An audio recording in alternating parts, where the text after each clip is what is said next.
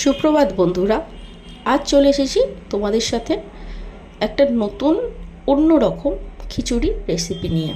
প্রথমেই স্বাগত জানাই আমার ইউটিউব চ্যানেল বং ফিউশন কলকাতায়। চলো এবার শুরু করা যাক। বর্ষায় জমজমটি বৃষ্টি হোক বা দুর্গাপুজোয় অষ্টমীর ভোগ, বা হাতে সময় কম থাকলে চালে ডালে একসাথে করে দেওয়া খিচুড়ির জুড়ি মেলা ভার। তাই নিয়ে এসেছি তোমাদের সাথে একটু অন্যরকম খিচুড়ির রেসিপি। চলো এবার শুরু করা যাক। প্রথমেই সামা চাল, গোবিন্দভোগ চাল, রেগুলারের ভাতের চাল, মুসুর ডাল, মুগ ডাল, পছন্দ মতো ভেজে চুলি, আগে থেকে ভেজে রাখা আলু সব কিছু একটা পাত্রের মধ্যে দিয়ে বয়েলড হতে দেব।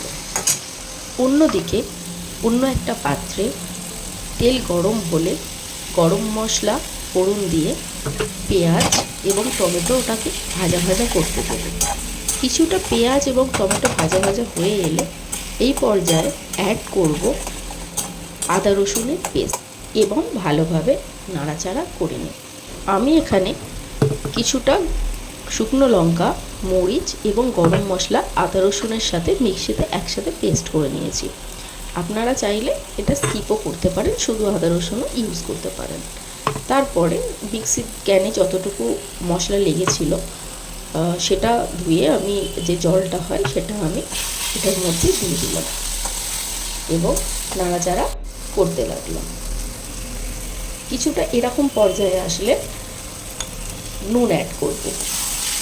এই নুনটা একটু সাবধানে দিতে হবে, তার কারণ এখানে কিছুটা নুন দেবো এবং অলরেডি যখন জিনিসগুলো বয়েল করতে দিয়েছিলাম ওর মধ্যে আমি নুন কিছুটা দিয়েছি। এই মশলাটা ভাজা ভাজা হয়ে আসলে তারপরে হলুদ, লঙ্কা গুঁড়ো, কাশ্মীরি লঙ্কা গুঁড়ো, জিরে, ধনে এবং শাহি গরম মশলা দিয়ে আবার এটিকে নাড়াচাড়া করে নিতে হবে।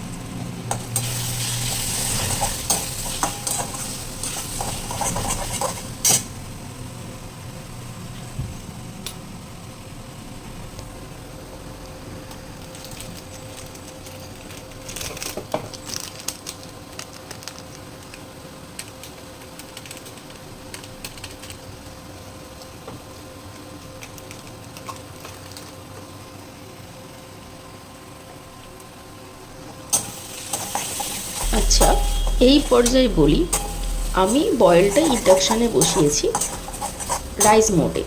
রাইস এবং ডাল সেদ্ধ হওয়ার যে মোড হয় সেই মোডে। এই মোডে বসালে সুবিধা হয়, অটোমেটিক্যালি আপনার যখন রাইসটা হয়ে যায় তখন যে টেম্পারেচারটা আছে ওটা রিডিউস হয়ে যায়। যদি ইন্ডাকশান না থাকে তাহলে মাঝে মাঝে চেক করে নেবেন যে কতটা রাইসটা হলো। নর্মাল যতটুকু ভাত বা ডাল যেরকম সেদ্ধ হয় সেই পর্যায়ে সেদ্ধ করার পর কিন্তু ওই কারিটা ওখানে অ্যাড করতে হবে।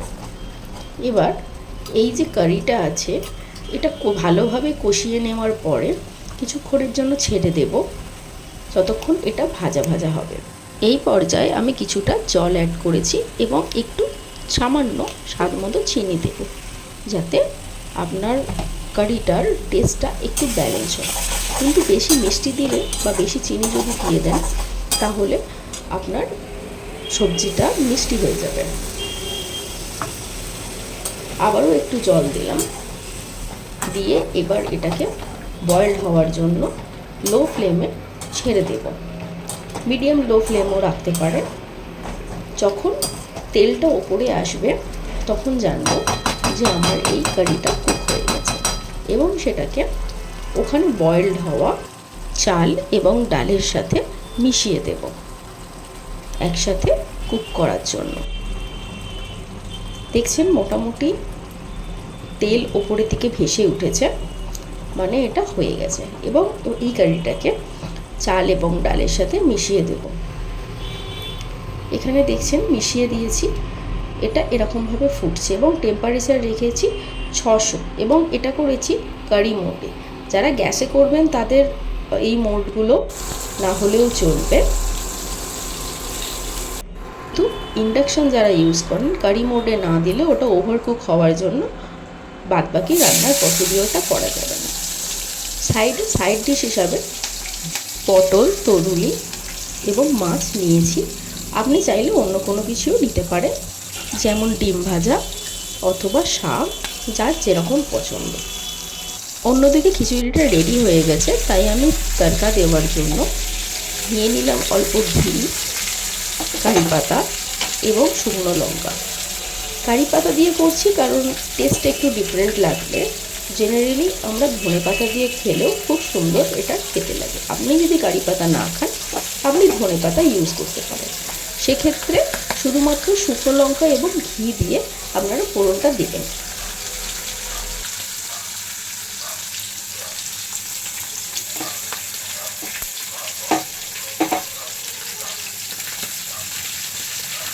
এই পর্যায়ে ঘিটা গরম হলে একটু নাড়িয়ে গ্যাসটা বন্ধ করে দিতে হবে, না হলে লঙ্কা এবং কারি পাতাগুলো পুড়ে যাবে এবং যদি বেশি কুক হয়ে যায় বা পুড়ে যায় তাহলে সেই সেম টেস্টটা আর পাওয়া যাবে না।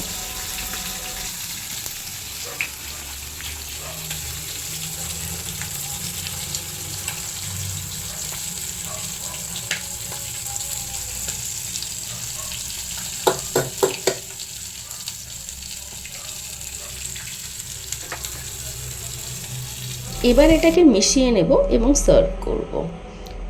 রেডি হয়ে গেছে আমাদের খিচুড়ি। খিচুড়িতে পুষ্টিগুণ যেরকম বেশি থাকে সেরকম ছোট থেকে বড় সবাই খুব মজা করে খেয়ে থাকে। যদি আপনারা কোনো পুজোর জন্য রান্না করছেন তাহলে পেঁয়াজ এবং রসুনটা স্কিপ করে যাবেন। সাথে থাকুন, পাশে থাকুন, আসবো আবার নতুন ভিডিও নিয়ে। ভিডিওটি ভালো লাগলে অবশ্যই লাইক এবং সাবস্ক্রাইব করে দেবেন।